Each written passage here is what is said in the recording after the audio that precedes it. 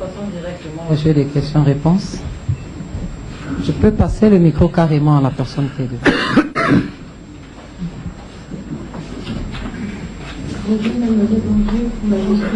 Je voudrais savoir si les soldats qui sont partis ont été, s'ils n'ont pas été escortés par la MONUSCO, s'ils ont été escortés par leurs collègues FARDC avec lesquels ils ont travaillé. Et deuxième question, selon Kigali, ils portaient des uniformes des FARDC. Est-ce que c'est vrai et si oui, pourquoi? Oui. Julie Sefou pour le compte de B1. Thierry Vircoulon, parlant justement du retrait ou de la présence des militaires rwandais en RDC, a publié, je cite, « Ce départ officiel permet dans tous les cas à Kigali de montrer que le gouvernement congolais avait autorisé la présence de l'armée rwandaise sur le sol congolais. » Alors ma question est de savoir si ce directeur du projet Afrique centrale du groupe de réflexion Crisis a tort ou pas, monsieur le ministre. Deuxième question, le gouvernement congolais ne trouve-t-il pas la nécessité de dialoguer avec le M23 quand bien même, vous l'avez bien décrit ici comme un mouvement criminel et antipatriotique avec des revendications fantaisistes?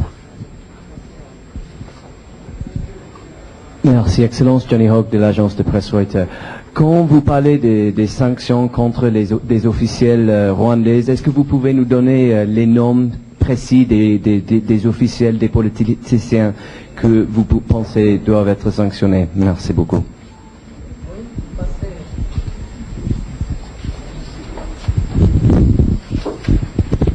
Oui, je voulais savoir, Bruno Minas, RFI, je voulais savoir qu'est-ce qui vous fâche le plus? Est-ce que c'est la révélation d'une présence de soldats rwandais dont vous ignoriez la présence sur le territoire congolais, ou est-ce que c'est la révélation d'un accord secret que vous ne vouliez pas révéler, selon lequel la présence était acquise avec le Rwanda?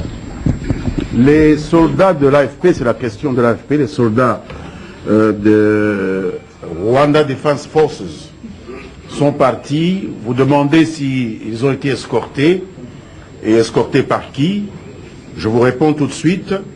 C'est un départ que nous n'avons pas contrôlé parce que l'armée rwandaise a fait tout pour échapper au contrôle. Il a été demandé par le commandement de FARDC que la sortie se fasse par un point de la frontière qui est sous le contrôle du gouvernement, c'est-à-dire des FARDC et de la police des frontières ainsi que de la DGM. Les Rwandais ont refusé et ils ont préféré sortir par un point de la frontière qui est entre les mains de leur créature du M23. Donc il n'y a pas eu escorte par les FARDC. Une autre façon de contourner la difficulté aurait pu être d'utiliser les services du témoin international des engagements que nous prenons souvent dans ce cadre, c'est-à-dire la MONUSCO. Des officiers de la force MONUSCO étaient prêts à pouvoir accompagner, visualiser, pour témoigner de ce départ. Le Rwanda, là aussi, a refusé cette présence de la force MONUSCO, ce qui nourrit nos soupçons par rapport aux intentions de ce retrait, et également par rapport au fait que moins de 100 personnes ont été autorisées à venir, mais presque 300 sortent. Vous comprenez qu'il y a un gap que nous cherchons à comprendre et dont nous devons nous expliquer avec nos voisins, qui nous pousse à croire qu'il y a une exfiltration déguisée. C'est-à-dire qu'on essaye d'éliminer à cause de la pression de la communauté internationale et des révélations qui sont faites quotidiennement par des militaires rwandais qui sont dans nos géoles. Vous savez, il y en a une cinquantaine qui ont été attrapés et probablement on fait sortir des gens qui sont au contact de ces militaires emprisonnés pour effacer les traces, puisque faire entrer moins de 100 et faire sortir 300, nous ne pensons pas que c'est là quelque chose qui pourrait nous contenter. Donc il y a manifestement une manipulation à cet égard, et que c'est pour cacher justement la manipulation que l'armée rwandaise a refusé d'être accompagnée par son partenaire théorique, qui était le FARDC avant l'agression, et qui est devenu pratiquement pour elle l'ennemi, et qu'elle a même refusé la présence du témoin international. Donc ils n'ont été escortés que par eux-mêmes et leurs créatures du M23. ce qui est une entorse grave aux principes qui régissent les relations entre États. Alors, qu'ils aient été en possession d'uniformes des FARDC, je n'ai pas encore cette partie de l'information, je vais la vérifier, mais ce serait encore plus grave que des troupes rwandaises soient trouvées en train de porter l'uniforme des FARDC. Ça va alourdir la balance de la responsabilité de l'État rwandais dans tout ce qui nous arrive au Kivu. La question sur M. Vircoulon de International Crisis Group. Nous savons que chaque fois qu'il y a des difficultés ici, il y a des gens pour qui tout va bien. Vous savez, la logique du cimetière, de ceux qui gèrent les cimetières. Lorsqu'il n'y a pas une guerre, lorsqu'il n'y a pas une épidémie, les affaires vont mal. Parce que les gens ne meurent pas assez, les croque-morts, vous savez. Vous demandez à un croque-mort comment ça va. Si ça va bien dans la population, ça va mal pour lui parce que les gens ne meurent pas assez. Mais faites passer une épidémie, faites passer une guerre, il vous dira les affaires sont florissantes. Et nous pensons que ce Vircoulon, c'est une sorte de croque-mort. Chaque fois qu'il y a des problèmes au Congo, monsieur vient avec sa soi-disant expertise, raconter n'importe quoi.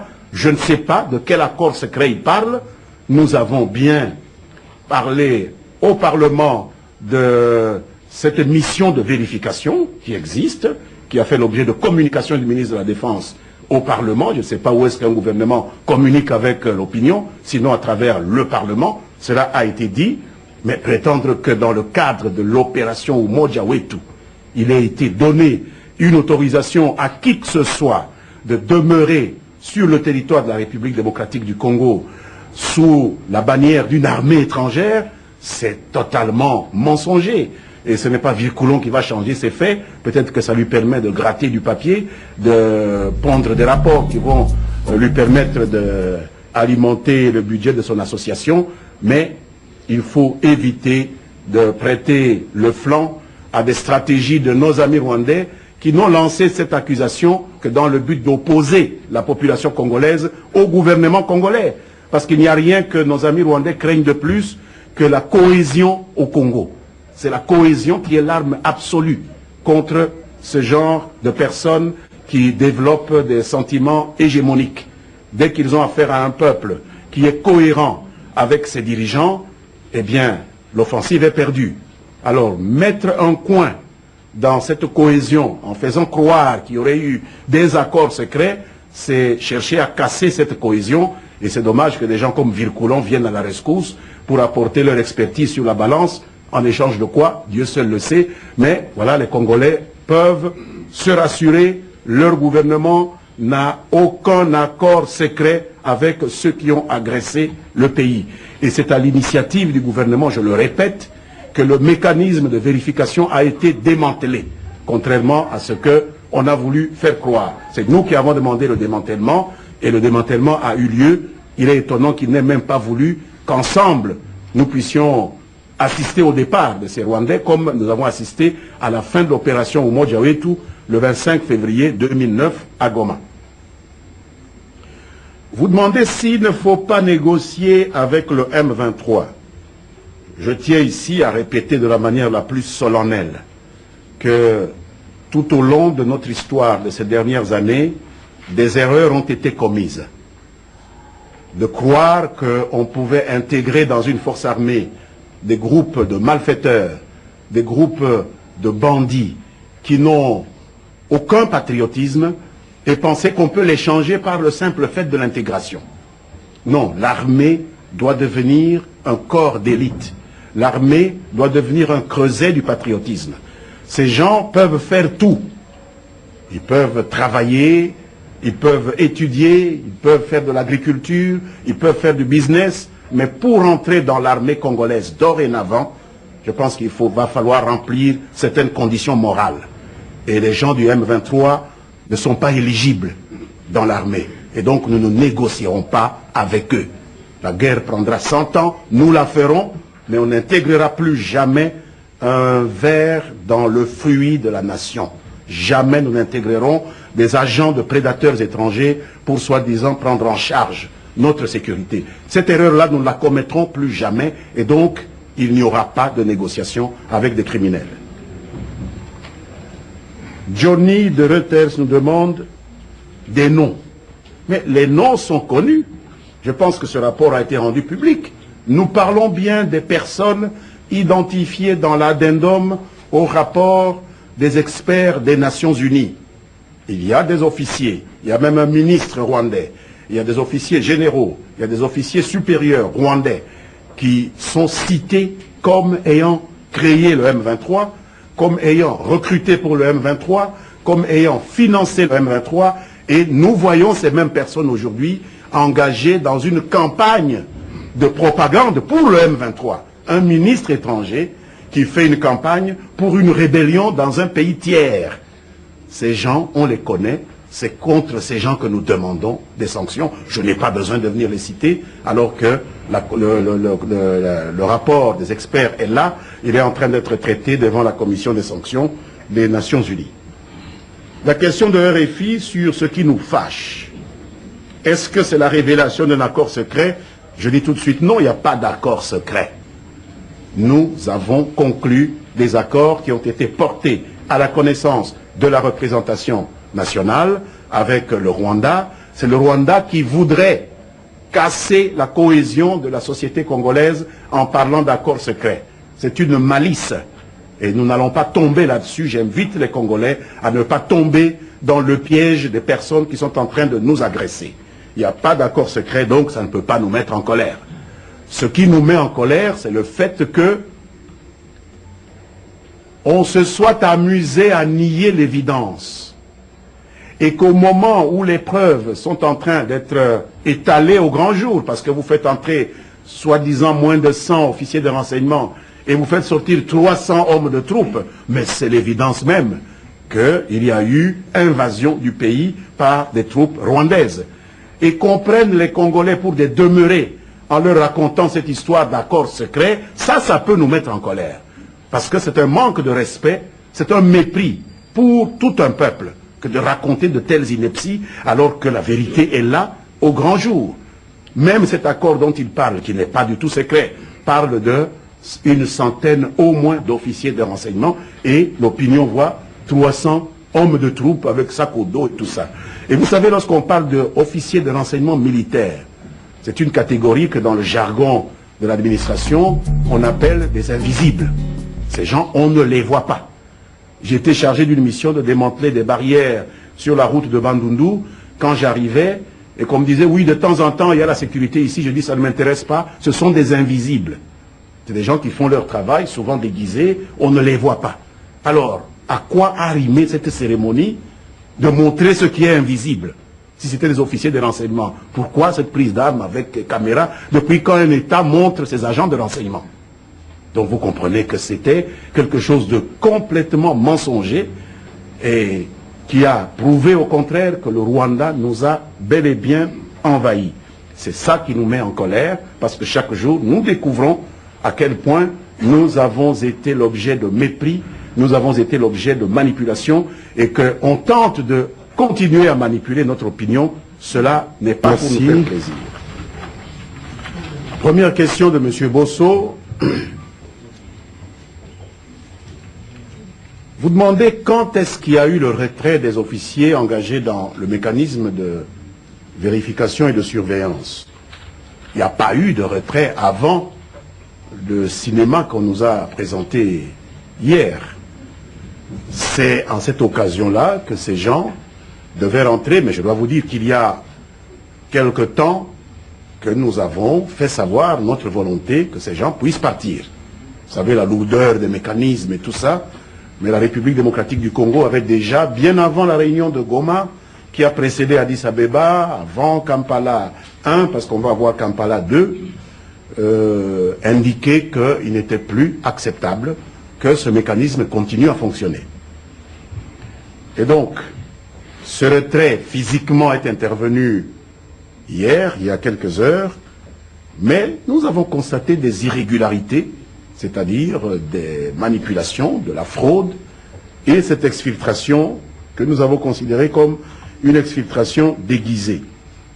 Alors, associer la presse, nous aurions bien voulu. La presse était fortement associée à la fin de l'opération au Modjawe, tout le 25 février, nous avons amené la presse à Goma, et la presse sur place à Goma a vécu cet événement, mais encore faut-il que le gouvernement congolais lui-même soit associé pour pouvoir savoir mobiliser les médias congolais. C'est ainsi que nous déplorons le fait que les autorités rwandaises n'ont pas souhaité nous associer. Ils n'avaient même pas à passer par nous pour réaliser leurs desseins, parce que cette partie de la frontière par où ils sont sortis est contrôlée par eux-mêmes. Nous n'avons pas dit le M23, c'est une fiction. C'est eux-mêmes qui contrôlent. Ils sont venus nous agresser, ils contrôlent une partie de notre territoire, donc ils vont et viennent. Personne ne sait si ces gens qui sont partis ne sont pas revenus la nuit, etc. Parce que nous ne sommes pas là. C'est là toute la réalité d'une agression militaire. Donc nous ne pouvions pas associer nos médias parce que nous-mêmes, nous n'étions pas associés à l'événement, pas plus que même la MONUSCO qui aurait pu être considérée comme un observateur neutre.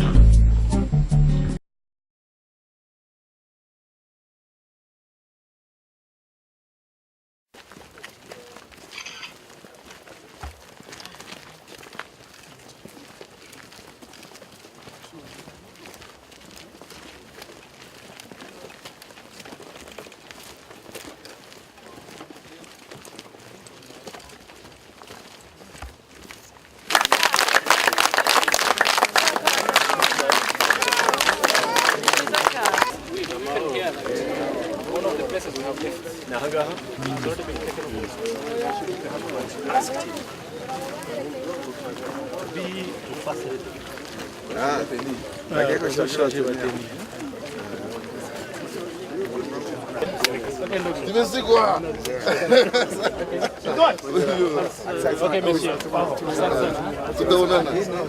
Mon général. Hey, si tu nous dis à Goma, on nous dit à Goma. Mon général, c'est donné à Kampala. Allez, ça n'a pas vu ça. Fanya kazi nzuri. Asante sana. Yes, yes. My name is Colonel John Clyde. Chief of Intelligence, charge of Joint Information Mechanism, Joint Intelligence. Yes. No, not Joint Intelligence. Joint verification only. No one wants to go near that one. No, when they put intelligence is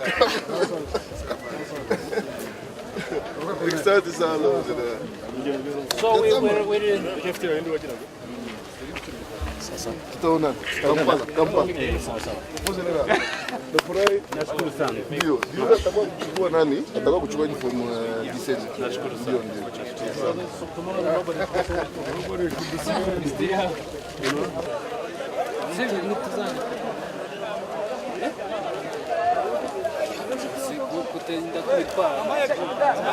Nkuko byumvikana rero twaje dutumwe na Perezida wa Repubulika, dutumwe na Minisiteri y'Ingabo n'ingabo z'igihugu muri rusange kugira ngo tubakire kandi tubashimire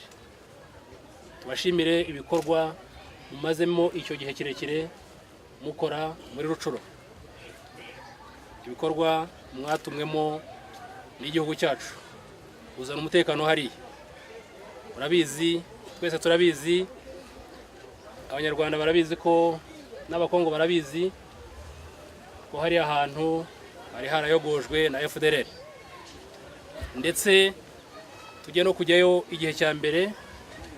Igikundi cya mbere cyagiye hari n'ibikundi byenda kuvukayo cyangwa byari byatangiye gushinga imizi birimo ndetse n'abagabo bahunze dissidents bacu.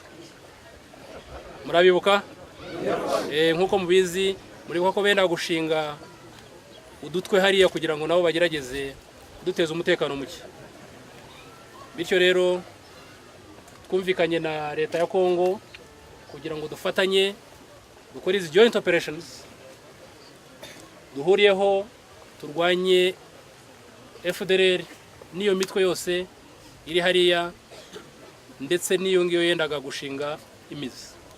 The 1st of September 2012, we have seen the withdrawal of Rwanda Defense Forces Special Forces that have been helping the Congolese restore peace and security in Rutshuru territory, that is North Kivu. A total force of 357 have returned home. Before crossing over to Rwanda, they ensured that their counterparts, a similar figure of 357 FRDC forces, were securely handed over to the authorities of the commander of FRDC at Kirumba. So we consider this a successful mission that has been accomplished by a force of 357 RDF special forces that have been pacifying the Rutshuru areas. Our force has been there, this current force has been there since February of 2012. We started deploying there on the 1st of March of 2011.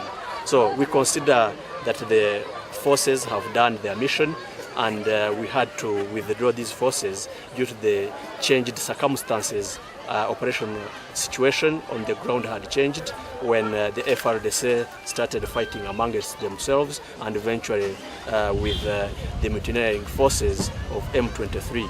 Also important to note is that the operation environment had also changed since the people that were fighting could no longer be actually identified. Some would be within the operation areas of FRDC. So it was better and befitting for the Rwanda Defense Forces to withdraw her troops so that at a later stage these joint intelligence operations would resume later. Now that these people were escorted by Congolese generals and officers? No, actually they were not escorted by Congolese generals. RDF Special Forces escorted FRDC troops and handed them over to the commanders of FRDC.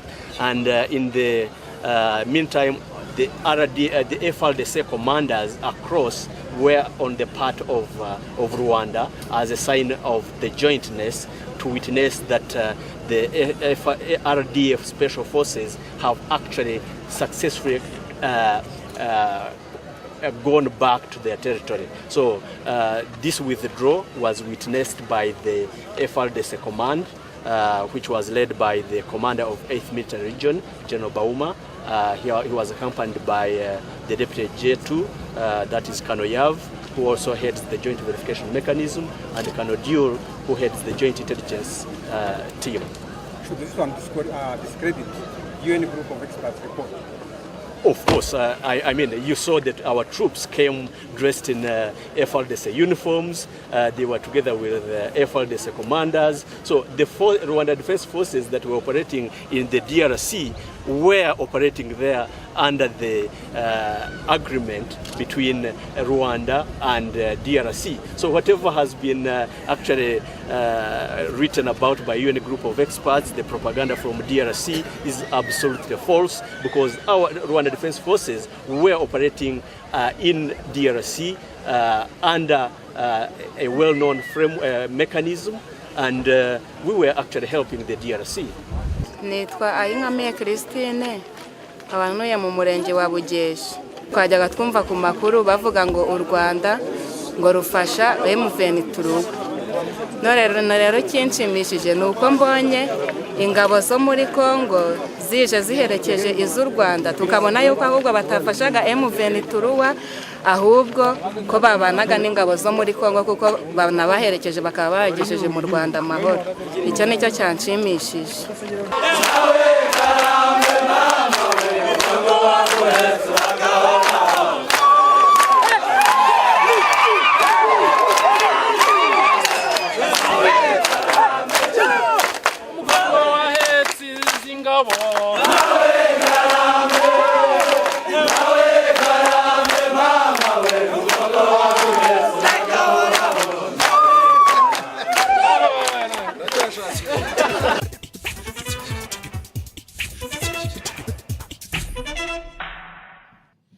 Bonjour et bienvenue dans l'entretien de France 24. La situation est explosive entre la République démocratique du Congo et le Rwanda.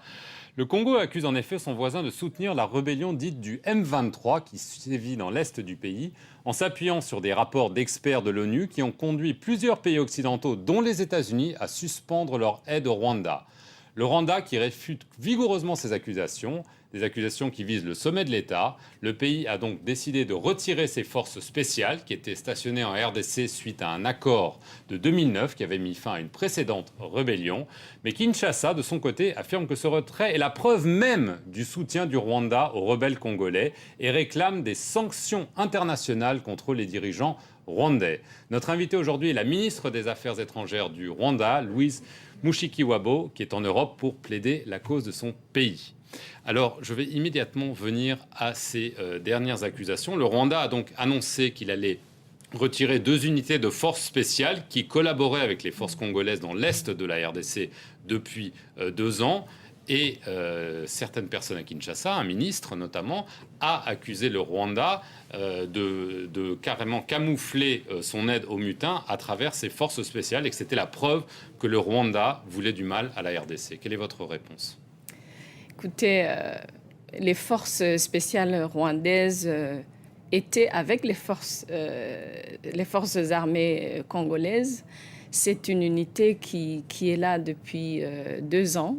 Le retrait a été fait en commun. Les forces rwandaises sont rentrées avec les forces congolaises en uniforme de l'armée congolaise.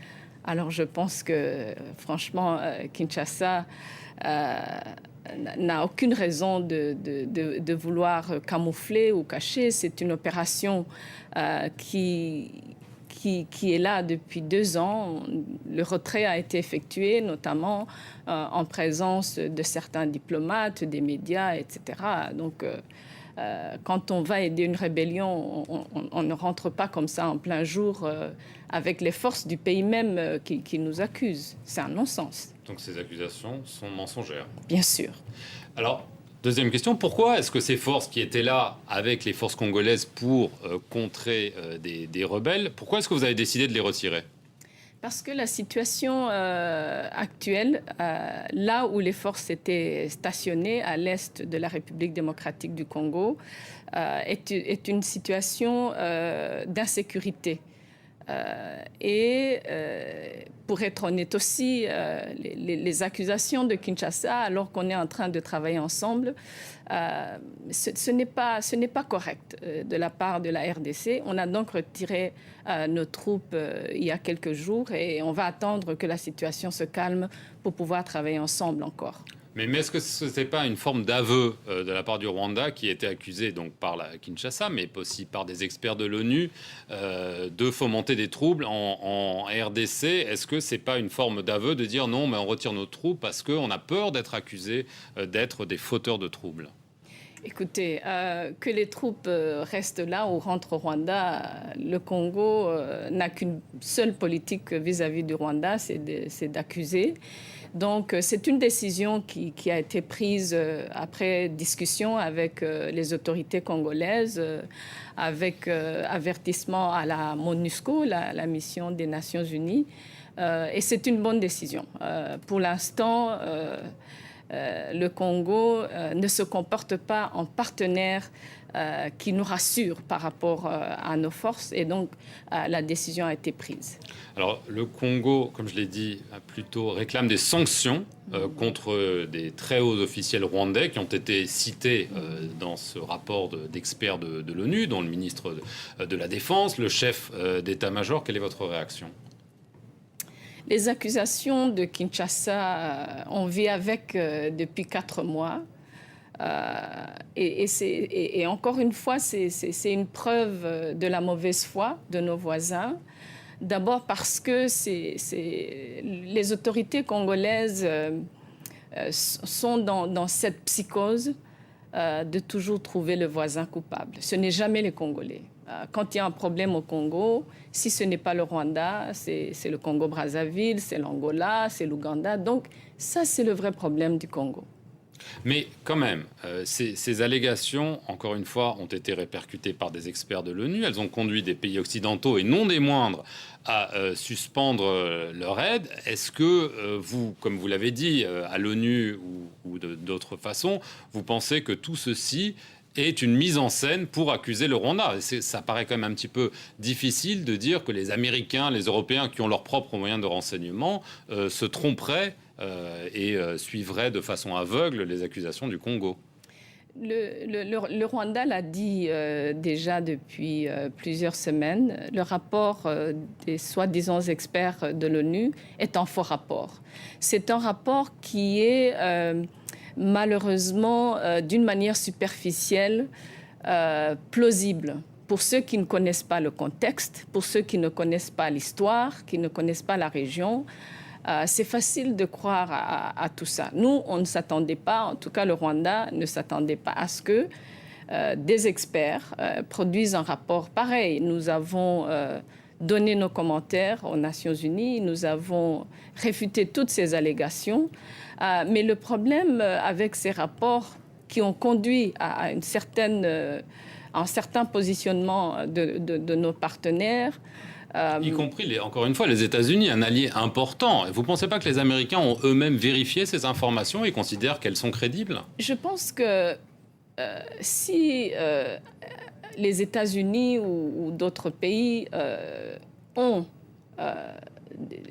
des preuves de l'implication du Rwanda, alors il faudrait amener ces preuves-là, pas le rapport des experts des Nations Unies. C'est un rapport qui est en dispute pour l'instant. Nous sommes en discussion avec les Nations Unies. C'est un rapport qui n'est pas acceptable. Et surtout, la tragédie, plus pour le Congo que pour le Rwanda, c'est aussi d'être fixé sur ce rapport et de ne pas avancer, parce que ça dure depuis le mois d'avril.